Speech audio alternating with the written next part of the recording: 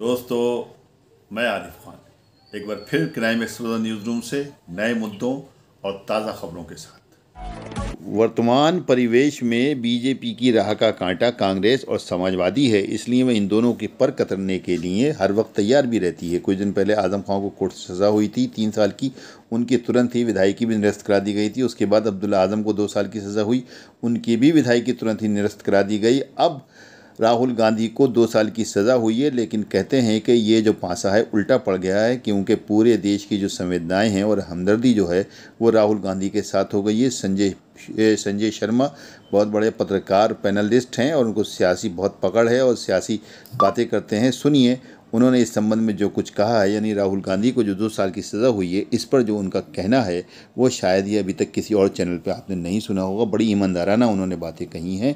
ज़रा एक एक फ्रेम को गौर से सुनिए और उसके बाद वो भी देखिए कि वर्ल्ड टीबी डे पर प्रधानमंत्री मोदी ने क्या कहा। तो 800 किसानों की मौत हुई है ना, वो लगता है मुझे वो सत्ता पे बहुत ज़्यादा आहा लगी है।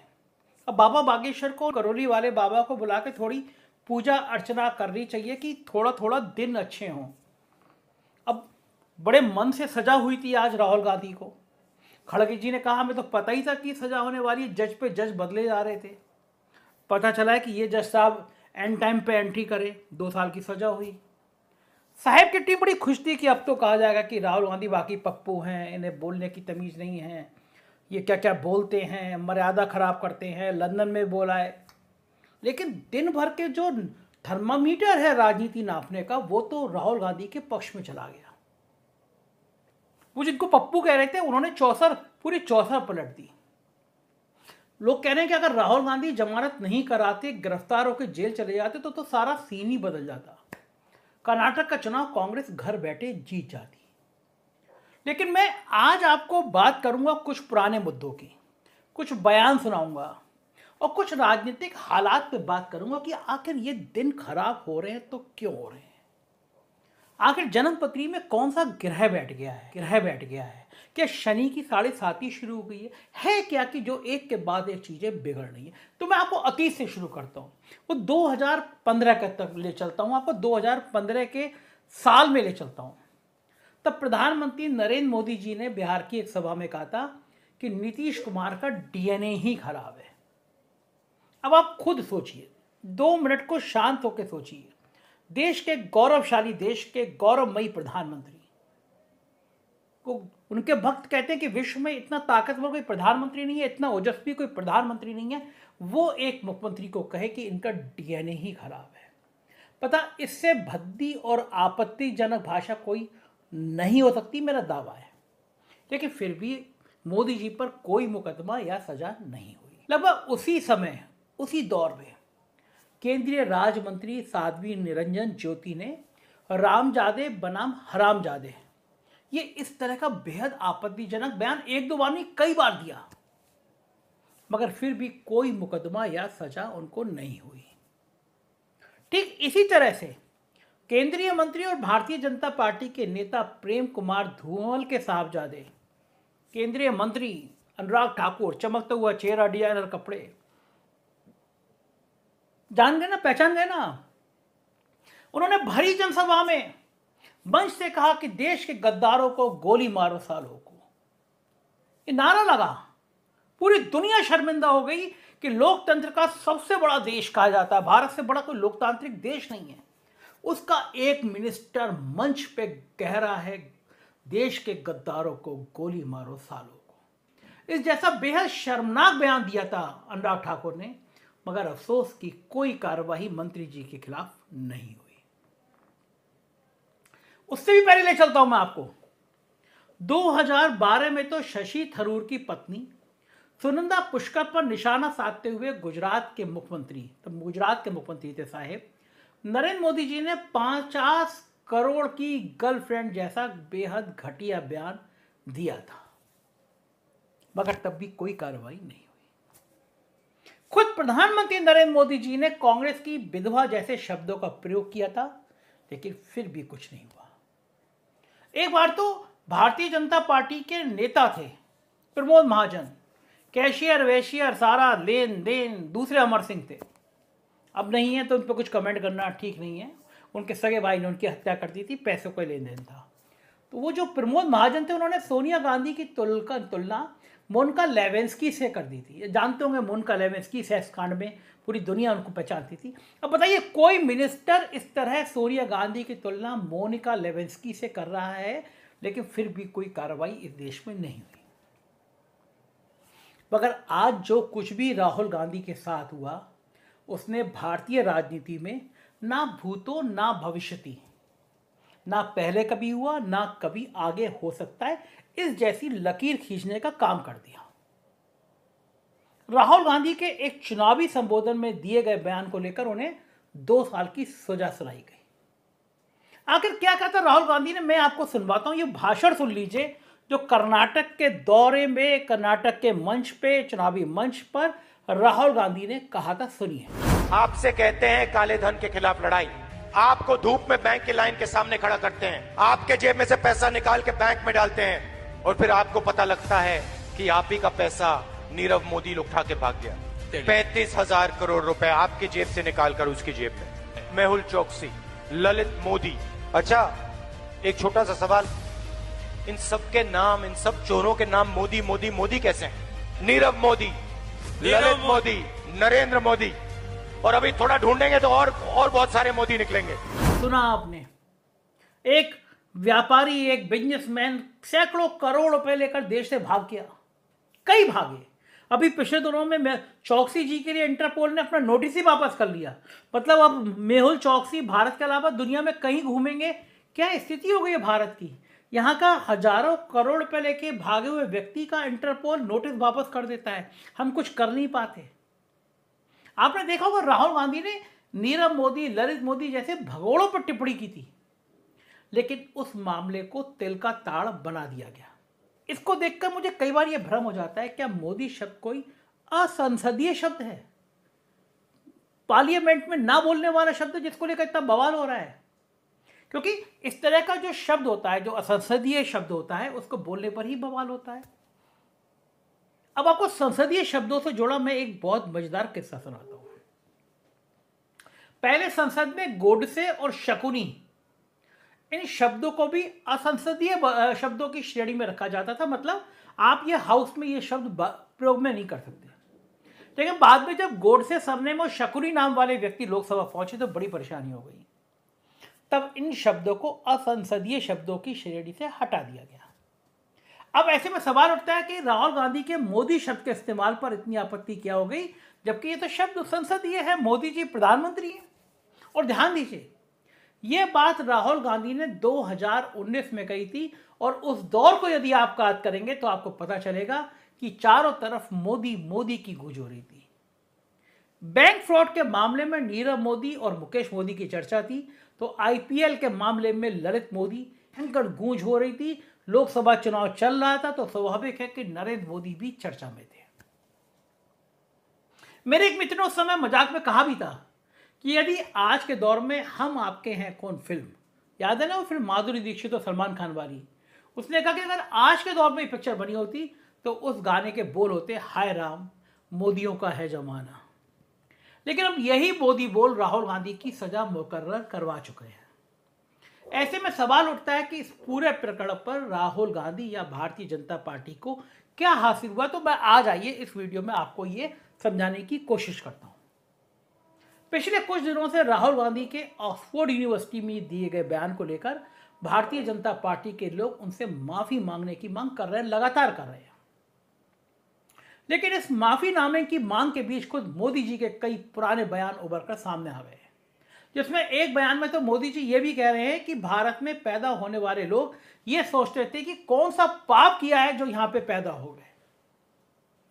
मोदी जी के इस भाषण को मैंने खुद सुना, मुझे बहुत निराशा हुई, दुख पहुंचा, क्योंकि मुझे तो कम से कम अपने मुल्क पर बहुत गर्व है, फख्र है कि मैं दुनिया के सबसे खूबसूरत देश में पैदा हुआ हूं। मुझे ऐसी कोई शर्म नहीं आई कि मैं कहूं कि मैं कहां पैदा हो गया। लेकिन इस प्रकरण की क्रोनोलॉजी पर नजर डालें तो आपको समझ में आ जाएगा कि जब से गांधी परिवार ने कांग्रेस की कमान छोड़ दी है, तब से भारतीय जनता पार्टी का आत्मविश्वास बुरी तरह हिला हुआ है। भाजपा के लोगों को लग रहा है कि कहीं चुनाव में दलित नेता खड़गे जी गले ना पड़ जाएं। फिर क्या होगा उस चुनावी हिंदुत्व का? क्या होगा उस शहजादे वाले नैरेटिव का? क्या होगा उस चाय वाले मास्टर स्ट्रोक का? और क्या होगा उस पिछड़े कार्ड का, जिसे नीतीश जी पहले ही जाति जनगणना के मुद्दे से निस्तेज करते हुए नजर आ रहे हैं? लग रहा है कि एक बहुत बड़ी क्रांति हो जाएगी अगर बिहार में जाति जनगणना पूरी हो गई। लिहाजा अब राहुल गांधी पर अटैक लगातार बढ़ रहा है। अब चूंकि भारत जोड़ो यात्रा ने उनकी अलग और पॉजिटिव छवि बना दी है, तो उनके खिलाफ कोई सीधा मुद्दा मिल नहीं पा रहा।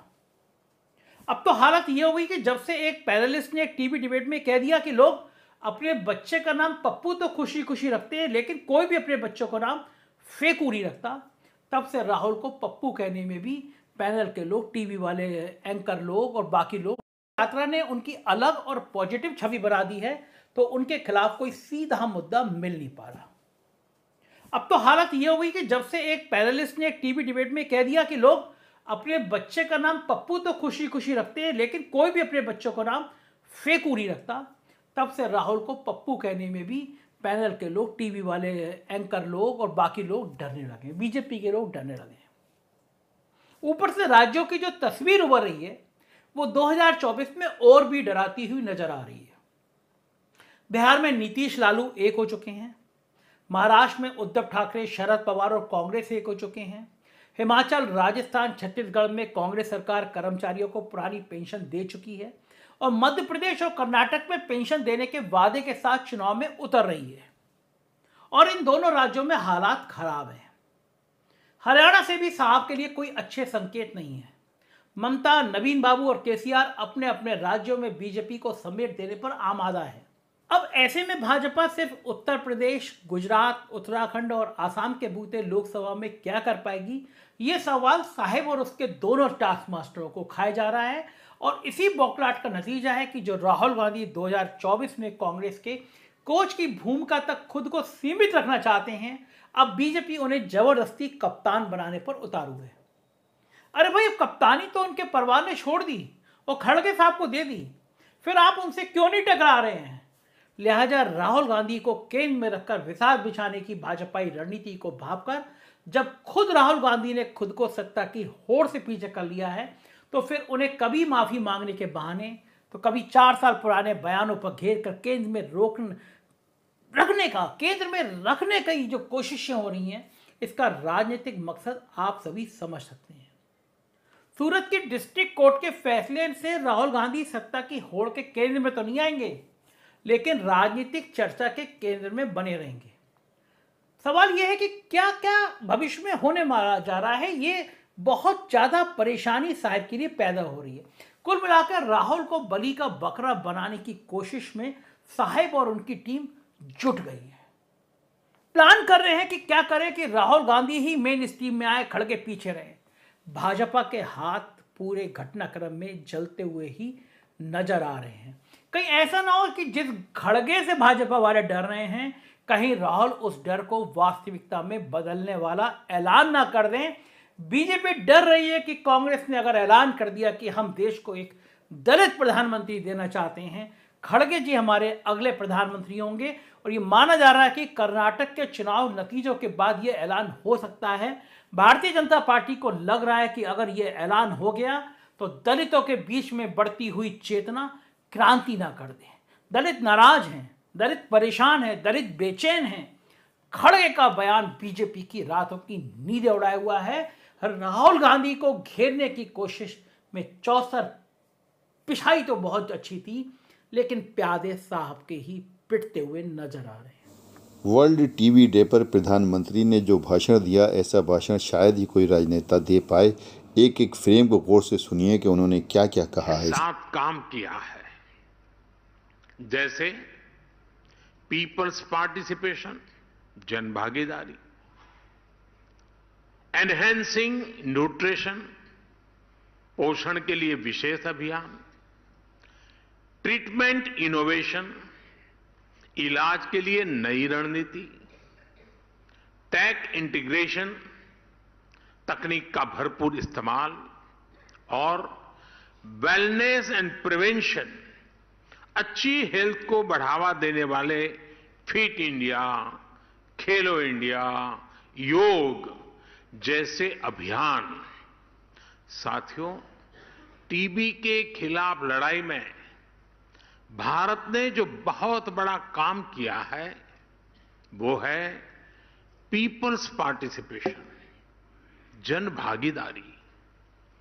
भारत ने कैसे एक यूनिक अभियान चलाया, ये जानना विदेश से आए हमारे अतिथियों के लिए बहुत दिलचस्प होगा। फ्रेंड्स, हमने टीबी मुक्त भारत के अभियान से जुड़ने के लिए देश के लोगों से निक्षय मित्र बनाने का आह्वान किया था। भारत में टीबी के लिए स्थानीय भाषा में क्षय शब्द प्रचलित है।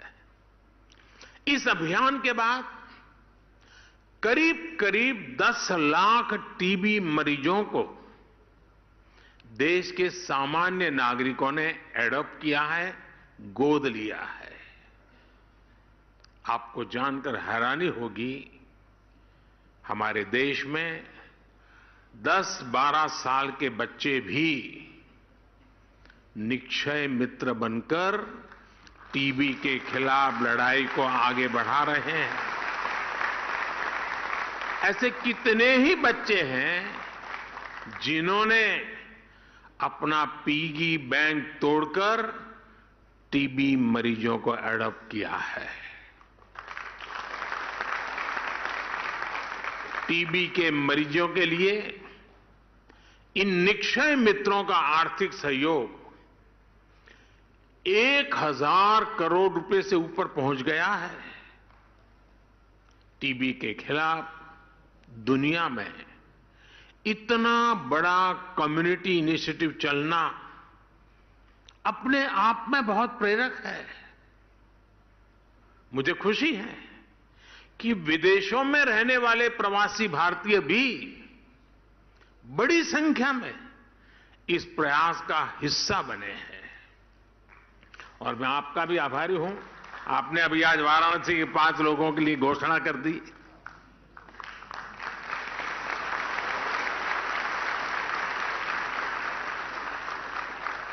साथियों, निक्षय मित्र इस अभियान ने एक बड़े चैलेंज से निपटने में टीबी के मरीजों की बहुत मदद की है।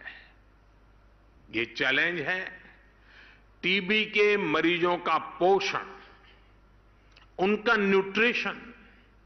इसे देखते हुए ही 2018 में हमने टीबी मरीजों के लिए डायरेक्ट बेनिफिट ट्रांसफर की घोषणा की थी। तब से अब तक टीबी पेशेंट्स के लिए करीब 2000 करोड़ रुपए सीधे उनके बैंक खातों में भेजे गए हैं। करीब 75 लाख मरीजों को इसका लाभ हुआ है। अब निक्षय मित्रों से मिली शक्ति टीबी के मरीजों को नई ऊर्जा दे रही है। साथियों, पुरानी अप्रोच के साथ चलते हुए नए नतीजे पाना मुश्किल होता है।